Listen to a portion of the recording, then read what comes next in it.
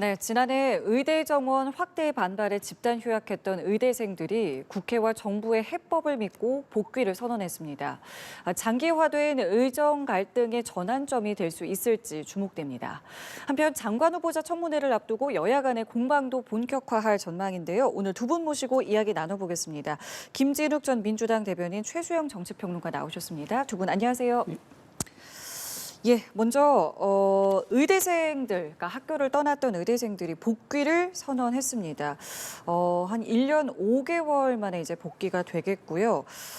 글쎄요, 일단은 뭐 시점이 정해진 건 아닙니다만은 일단은 선언했다는 것만으로도 일단은 뭔가 이제 변화가 좀 보이는데 이러한 어떤 분위기가 바뀐 배경 어떻게 좀 읽고 계십니까? 그러니까 뭐 새 정부 출범한 게 아무래도 가장 크겠죠.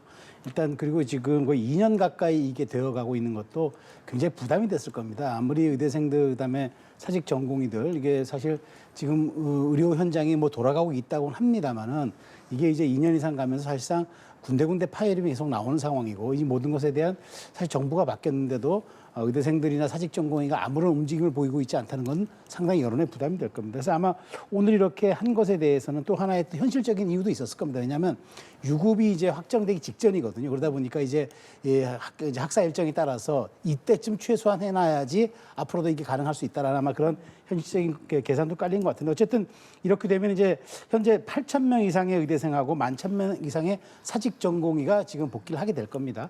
다행스러운 일인데 저는 그렇습니다. 일단 뭐 어떻게 할 것이냐 문제는 조금 우리가 추후 논의하기로 하고요. 일단 시작을 해야 시작되는 것 아니겠습니까? 일단 출발을 했기 때문에 어쨌든 접점을 찾아갈 일은 이제 정치와 이제 학생들이 접점을 만들 영역이고요.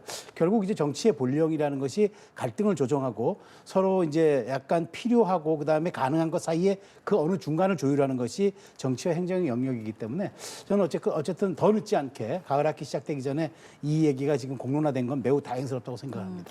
어떻게라는 부분을 안 여쭤볼 수가 없는 것이 왜냐하면 이제 이 복귀를 선언하면서 뭐라고 했냐면 국회와 정부를 믿고 돌아가겠다라고 했어요. 종합적인 대책을 마련해 달라라고 했기 때문에 이제부터가 또 상당히 중요하지 않겠습니까? 그렇습니다. 윤석열 정부에서 의대 정원 2,000명을 밀어붙인 이 후과가 지금 국민의 크나큰 고통으로 다가왔다라는 부분에 있어서 이제는 이 부분에 대한 정상화가 필요한 시점이다. 이런 부분들에 대해서는 뭐 국민들께서 또는 의대생들 또는 의학계, 이 의료계의 관계자 모두가 다 지금 동의하고 있는 상황이기 때문에 지금쯤 다시 의료 교육의 정상화 이 방안을 논의하는 시점이 되어야 된다라는 것, 그리고 여기에 일단 의대생들이 학교로 1차적으로 복귀를 하겠다고 선언한 것은 크나큰 그 의미가 있다. 일단 첫 단추를 꿰기 시작했다라는 데서 일단 의미가 있다는 평가를 먼저 하나 드리고, 예. 그리고 지금 이제 중요한 부분은 앞으로 이 교육을 어떻게 시킬 것인가 하는 부분이에요. 사실 의료 교육의 정상화로 가는 데까지는 상당한 시간과 노력이 필요할 수밖에 없는 상황에 이르러 있는데 지금 이제 그런 부분들에 있어서 이미 복귀해서 교육을 받고 있었던 사람들과의 형평성 문제도 있을 수 있고요. 그렇죠. 또 이게 이제 의대 같은 경우에는 일반적인 그 다른 대학의 이 학사 일정하고 좀 다른 1년 단위의 학사 일정이 편성되는 그런 상황들도 있기 때문에 이 부분에 대해서 어떻게 이제 학교 측에서 새로운 방식을 제안할 것인가 하는 부분이 굉장히 중요한 부분이 있습니다. 저는 오늘 때마침 그 교육부 차관 인사가 있었는데 이 부분을 굉장히 주목해서 보고 있어요. 지금 오늘 교육부 차관에 인선되신 최은옥 차관 같은 경우에는 제가 이제 장관 정책부 장관 할 때 같이 근무를 한 적이 있는데 이분이 이제 그 당시에 고등교육 정책실장이라는 걸 하셨습니다. 그 부분은 대학 교육 전체를 책임지는 자리에 계셨던 분이기 때문에 아마도 최은옥 차관의 역할이 이제 조금 더 필요한 때가 되었다. 그래서 때마침 오늘 교육부 차관도 임명이 됐다라고 보는 것이고요. 학교들에서도 적극적인 전향적인 자세의 변화를 가져와야 되는 것이 필요하고 학생들도 약간 뭐 일부 먼저 복귀한 학생들과 지금 이 나중에 복귀한 학생들 간의 어떤 약간의 형평성이라든가 여러 가지 문제가 있습니다만 이게 대승적인 차원에서 좀 양보들도 서로 각자가 조금씩 해야 할 부분도 있을 것 같고요. 그 가운데에서 이 방학 기간이나 이런 부분들을 조정해서 학사 일정을 잘 촘촘하게 정상적인 교육으로 날림 교육이 되거나 압축적인 교육이 되지 않도록 예. 맞춰내는 것, 이런 부분들이 전체적으로 이제부터 조율이 시작돼야 될 것이다. 또 잘 될 것 같다라는 생각을 갖고 있습니다. 조율의 과정에서 가장 중요한 거를 개인적으로 뭐라고 생각하세요? 뭐 하나로 집어 말할 수는 없고요. 한 세 가지가 좀 있다고 봐요. 그러니까 예. 지금 말씀하신 대로 이제 대학 학사 일정을 그럼 어떻게 조정할 건지 이게 가장 중요하고 또 더군다나 이 의대생들은 말이죠. 두 가지의 트랙으로 그 수업이 진행되잖아요. 교육이 있고 수련이 있단 말이에요. 그럼 이걸 어떻게 교육 여건을 조정할 것인지 이 부분이 가장 중요할 것 같고 마지막으로는 이제 실제 교육을 담당하는 대학과 부처 간의 그런 어떤 조율들이 충분한 논의가 있어줘야 한다. 지금 말씀하신 대로 지금 올해 말이죠. 이게 많이 이번에 복귀하지 않았잖아요. 많이 복귀하지 않았으면 전체 의대생 19,400명 가운데 유급을 당할 사람이 42.6%인 8,300명이 지금 당할 위기에 있던 직전에 이제 간 거예요. 근데 재적 대상 또한 46명이나 있어요. 0.2%인데 그러다 보니까 이제 이런 부분들을 이제 그 말하자면 지금 채워놔야 되는데 이게 그렇게 간단한 문제가 아니거든요. 1, 2학년 학생들이야 이제 예과 학생들이야 어느 정도 이게 시간을 조금 더 벌면 가능하지만 40주 이상을 수련받아야 되는 본과 학생들은 당장 9월에 지금 국가고시가 예정돼 있거든요.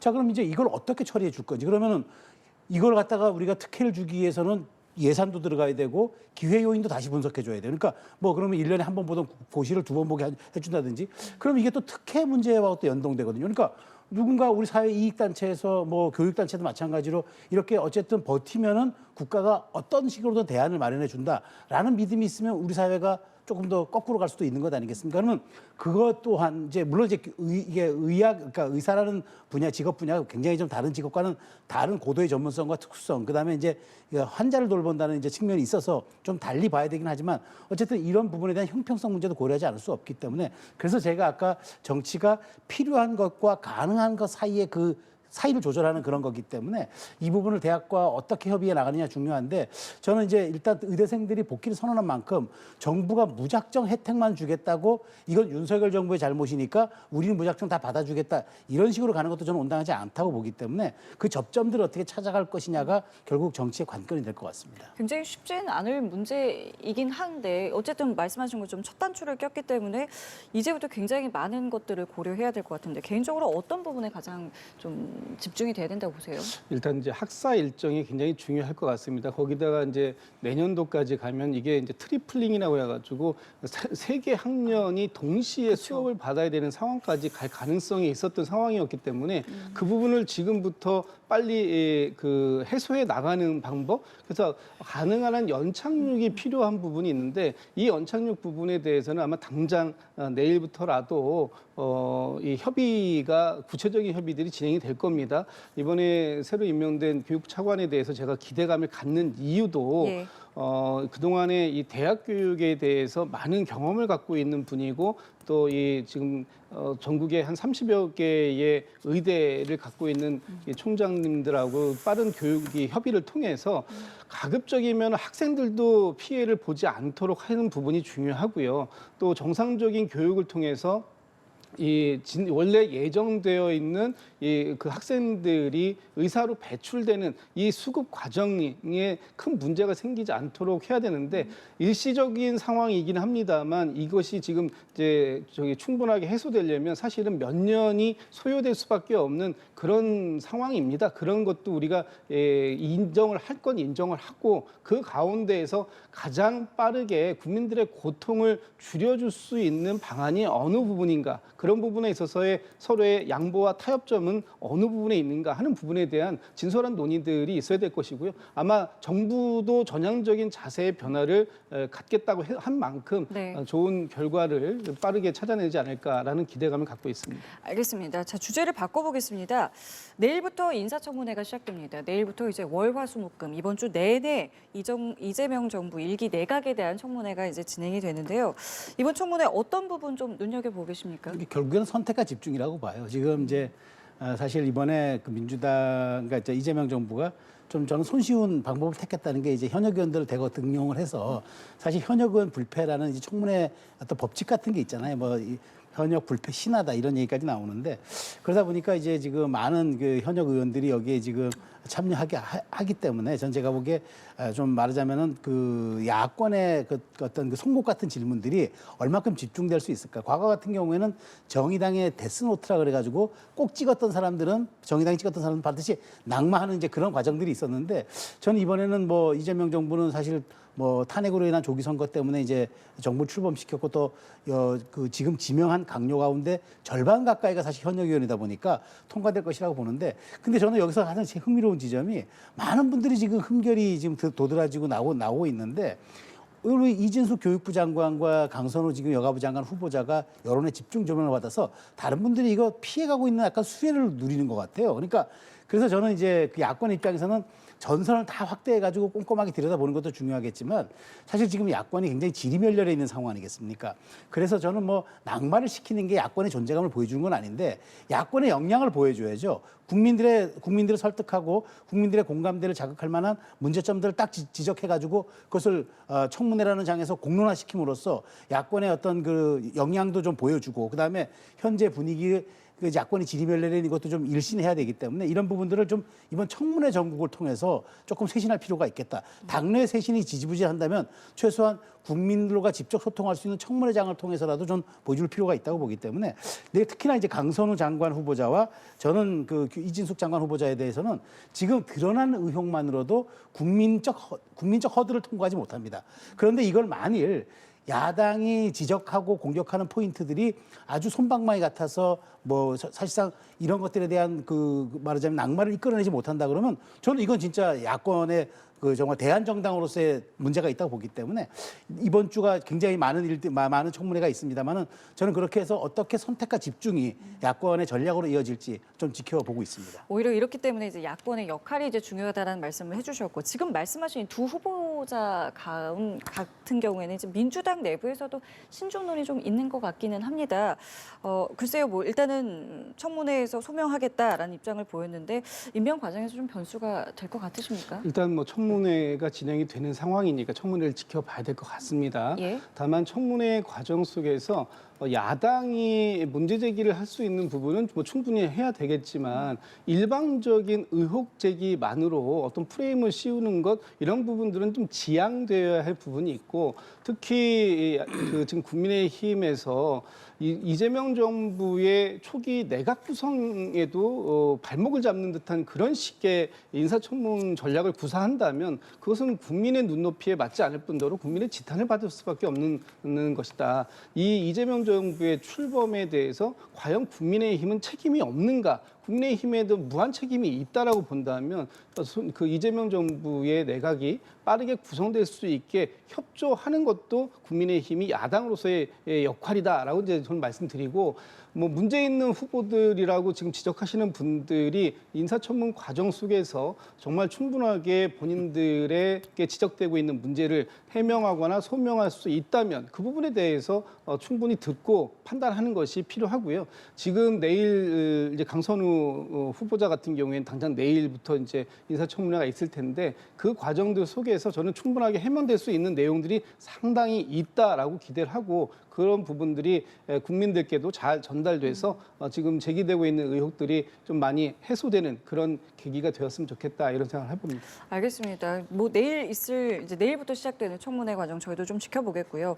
자, 오늘 국민의힘 혁신위에서는 인적 쇄신과 관련한 발표가 있었습니다. 뭐 쇄신 리스트를 공개한 건 아닙니다만은 당 쇄신의 첫걸음이 사과다. 그러면서 사과나 반성을 하지 않는 의원들은 당을 떠나야 한다고 생각한다라고 이제 혁신위의 발언이 있었는데요.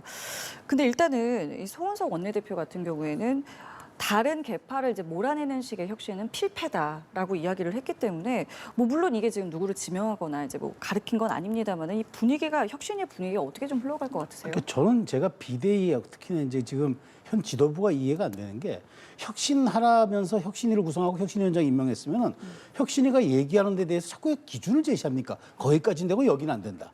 아니 그러려면 혁신위원회 뭐하러 구성합니까? 말 그대로 혁신이라는 거는 이 우리의 이 국민의힘이라는 이 당이 얼마큼 위기를 건너기 위해서 어느 정도까지 우리가 우리의 뼈를 깎아내는 정말 그 자성과 우리 성찰의 모습을 보여주느냐, 그걸 이제 맡기는 거잖아요. 물론 이제 당 내부의 기구긴 하지만, 그럼 그렇다면 혁신이가 내부의 목소리를 다 들어가지고 국민 눈높이에 맞게 쇄신하고 개혁하는 데 대해서 일단 경청을 하고, 그다음에 거기에 나왔던 모든 것들을 가지고 혁신이가 1, 2, 3, 4안을 낸다면은, 자, 그렇다면 우리 비대위는 이걸 수용하겠습니다라고 권한을 부여하는 게 이게 순서가 맞는 거지. 건건이 나올 때마다 사과하면 왜 사과했다고 뭐라 하고, 그다음에 인적 쇄신 얘기하면은 특정 계파를 몰아내는 건 그건 쇄신도 아니라고 얘기하고, 이런 식으로 하다 보면 혁신위원회 끝은 뭐가 되겠습니까? 또 집으로 가라는 얘기잖아요. 그래서 저는 이런 식의 거라면은 그 안철수 의원도, 그래서 이제 물론 안철수 의원이 처신이 잘했다고 얘기한 건 아닙니다. 중진위원답게 조금 더 정치력으로 풀어야 될 부분이 있었습니다만은, 이럴 혁신이면 뭐하러 혁신합니까? 그래서 저는 차라리 당이 결국 이제 전당대회를 가고자 결국 혁신위를 약간 일종의 보조품으로 둔 것 같은데, 그렇다면 좀 더 솔직하게 얘기해서 혁신의 안은 어느 정도까지 우리가 수용하겠다고 얘기해놓고, 그다음에 전당대회에서 모든 국민의 평가를 다시 한번 받아보겠다, 이게 낫지. 혁신을 이렇게 들러리 세워놓고 껌껌이 혁신이 망신 주기도 아니고 얘기만 꺼내놓으면 혁신에 대해서 그건 되고 이건 이래서 안 되고, 저는 이런 부분들은 지도부가 좀 달리 생각할 필요가 있겠다. 이럴 거면은 과연 국민들이 국민의힘이 혁신하겠다고 생각하고 동의해 주겠습니까? 차라리 좀 더 정치적으로 솔직해지는 게 맞을 수도 있겠다는 생각이 들어요. 어떻게 보고 계세요? 일단 지금 국민의힘의 혁신위가 제대로 뭔가 역할을 할 수 있겠는가 하는 데에서 상당히 회의적일 수밖에 없는 부분을 말씀 주셨는데, 거기에 좀 동감하고요. 혁신위가 지금 혁신안이라고 해가지고 3가지를 발표했습니다. 첫 번째가 윤석열 부부와의 절연, 네. 이런 부분들을 반성하고 이 부분에 대해서 당원 당규에다 삽입하겠다. 두 번째가 최고위원회를 폐지하고 당대표를 중심으로 하는 지도체제를 만들겠다. 그리고 세 번째가 오늘 나온 인적 쇄신입니다. 예. 이 중에 지금 비대위가 사실상 2가지에 대해서는 반대 입장을 명확하게 하고 있습니다. 그렇다면 혁신위에서 앞으로 이번 달 말까지 몇 차례에 더 혁신안을 만들어낸다고 한들 그것이 과연 무슨 의미를 갖겠는가라는 부분이고요. 혁신위뿐만 아니라 지금 비대위도 특정 계파, 소위 이 언더진윤의 구주류가 중심이 되고 있는 비대위가 아니냐, 이런 얘기까지 나오고 있고, 혁신위에서 나오는 것들이 이렇게 계속해서 반발을 사고 있다면 결국은 전당대회 절차가 제대로 진행될 수 있겠는가. 특히 전당대회에서 새로 뽑히는 당대표가 과연 어떤 역할을 해낼 수 있겠는가 하는 부분까지 다 맞물려 가지고 부정적인 부분을 갈 수밖에 없고, 이런 부분들이 지금 최근 나오고 있는 각종 여론조사에서 국민의힘이 상당히 고전을 면치 못하는 모습으로 나오고 있는 것이다. 근데 이런 부분들에 대한 국민의힘의 어떤 지금 현재의 비대위 자성하거나 반성하거나 또는 쇄신하겠다라는 절박성이 보이지 않는 부분에 대해서 많은 분들이 좀 비판적인 지적을 하고 있는데, 이 목소리가 잘 전달이 안 되는 것처럼 느껴진다, 이런 말씀을 드리고 싶습니다. 알겠습니다. 자, 그리고요. 내일 내란 특검이 윤석열 전 대통령에게 다시 소환을 통보했습니다. 지난번에 이제 건강 때문에 출석하지 않았었는데 이번에는 조사에 응할지, 이 부분 좀 주목되는데 어떻게 보고 계십니까? 글쎄요, 지금 뭐 조사에 응하겠다, 응하지 않겠다라는 얘기를 현재까지 나오고 있지 않은데, 제가 네. 볼 때는 응하지 않을 가능성이 조금 더 높아 보인다라는 생각이 듭니다. 특히 윤석열 전 대통령이 지금 건강상의 이유라고 하지만 지금 서울구치소에서 나오는 얘기는 조사나 수사를 받지 못할 정도의 그런 건강 상태는 아니다라는 거거든요. 그렇다면 당연히 협조해야 되는데, 그 당시에 윤석열 전 대통령이 특검에 2차례 출석해서 소환 조사에 응한 것은 구속을 면하기 위한 일시적 방편이었지 실체적 진실을 가리기 위한 데에 협조하겠다는 의지가 있었던 건 아니었다라고 보여집니다. 그렇다면 이미 구속까지 된 마당에 본인에게 그 불리할 수밖에 없는 지금의 특검 수사를 계속해서 받겠다라는 생각을 갖지 않을 것 같아요. 그러면 오히려 지금 이제 특검이 이제 이게 초시계에 몰린 거 아닙니까? 특검에게는 구속부터 20일이라는 시간밖에 없는데 그 중에 이미 한 3일 정도를 지났습니다. 그렇다면 남아있는 시간 동안 수사하고 빠르게 정리해서 그것을 기소하는 데까지 이르는 상황이 돼야 될 텐데, 아마도 계속해서 윤석열 전 대통령은 버티기 모드로 들어가고 이 특검은 지금까지 윤석열 전 대통령을 조사한 내용 그리고 관련 참고인들을 조사한 내용만 가지고 기소를 한다면 법정에서 다투겠다라고 하는 그런 변호 전략을 세운 게 아닐까. 그래서 내일 오후에도 뭐 출석을 하는지 여부는 지켜봐야 되겠습니다만 현재로서는 가능성이 출석하는 것보다는 조금 더 떨어지는 게 아니냐. 저는 개인적으로 그렇게 평가하고 있습니다. 이에 더해서요. 지금 윤 전 대통령 측에서는 교도소 내에서의 어떤 처우에 대한 이제 불만도 드러냈고 법무부에서는 이제 보도자료를 낸 게 상당히 좀 이례적입니다. 굉장히 조목조목하게 이제 반박을 했거든요. 지금 윤 전 대통령 측의 어떤 대응에 대해서는 좀 어떻게 보고 계시는지요? 그러니까 윤 전 대통령 측은 좀 약간 그 동정 여론을 좀 호소하는 것 같아요. 그러니까 이제 지난번 법정에서도 나는 지금 고립무원의 처지다. 그러니까 저 전화 받는 사람도 없고 그다음에 뭐 이렇게 도와준 사람도 없이 다 변호인도 실제로 지금 저 법무 특검이 또 변호인단도 조사하겠다고 얘기하니까 그 굉장히 좀 위축돼 있는 이런 상황이다. 근데 지금 가서 보면은 사실상 뭐 교정 당국이 저는 윤 전 대통령이 차별적 대우를 하겠습니까? 근데 다만 그런 것들이 심리적으로 정서적으로나 조금 약간 좀 부당하다고 좀 느끼는 일부 부분들이 있는 것 같아요. 근데 이 부분들을 변호인단이 다시 이렇게 얘기를 하는 거는 이제 윤 전 대통령이 기댈 수 있는 건 여론전밖에 없잖아요. 사실 이제 법정에서는 이제 실질적 진실을 다툴 테고 그리고 사실상 이 폭염 같은 경우에 사실 뭐 다른 물론 수용자들도 똑같은 대우를 받습니다만은 60대 중반에 이제 약간 그 건강 상태도 조금 안 좋다고 하는 윤 전 대통령이 그 정말 더운 그 독방에서 이렇게 생활하는 이 여러 가지가 아마 굉장히 심리적으로나 정말 현실적으로 고통스럽고 어려울 수 있을 것 같은데 아마 그런 얘기를 하는 과정에서 좀 이제 여론화 작업을 한 것 같아요. 그런데 교정 당국이 여기에 대해서는 법무부도 그렇고 정확하게 팩트 위주로 반박을 했기 때문에 저는 어쨌든 윤 전 대통령이 당연히 뭐 인권적 처우를 더 받아야죠. 뭐 이건 전직 대통령이라서 덜 받을 이유는 없는 거니까. 다만 저는 건강이라든가 지금 현재 있는 수용 생활에서 정말 그 윤 전 대통령이 또 자신의 방어권을 지키면서 재판에 임할 수 있도록 또 교정 당국도 최대치의 좀 배려를 해주는 게 맞겠다. 그 정도 선에서 저는 변호인단도 너무 여론화 작업을 할 필요도 없을 것 같고요. 그런 측면들이 서로 사실은 이제 중요한 거는 실질적 진실을 밝히는 게 중요한 거지 그 과정에서 있었던 얘기를 가지고 뭐 사실 동정 여론을 구한다거나 하는 이런 것보다도 오히려 저는 이제 특검의 수사가 제대로 진행될 수 있도록 윤 전 대통령이 서로 협조하고 그다음에 변호인단도 여기에 조금 그 진실을 밝히는데 변호인단도 지금 일조하는 그런 식으로 가는 게 좀 맞다고 봅니다. 윤 전 대통령 측에서 말하고 있는 뭐 처우에 대한 불만 제기 이런 부분들은 어떻게 좀 보셨습니까? 사실 저는 오히려 역설적으로 지금 윤 전 대통령 측에서 제기하고 있는 차별적 대우 저는 있다고 봅니다. 일반 수용자들하고 전혀 다른 독방 생활하고 계시잖아요. 그리고 특히 지금 접견실은 에어컨이 가동되고 있는데 윤 전 대통령 아마 변호인들 접견을 하루 종일 하고 있을 겁니다. 그렇다면 다른 수용자들 지금 한 5만 명 정도 전국의 교정시설에 수용되고 있는 다른 이 수용자들하고 과연 윤석열 전 대통령이 똑같이 지금 그 교정 당국에서 그 보호받고 있습니까? 다르죠. 훨씬 더 지금 특혜를 많이 받고 있는 상황 아닙니까?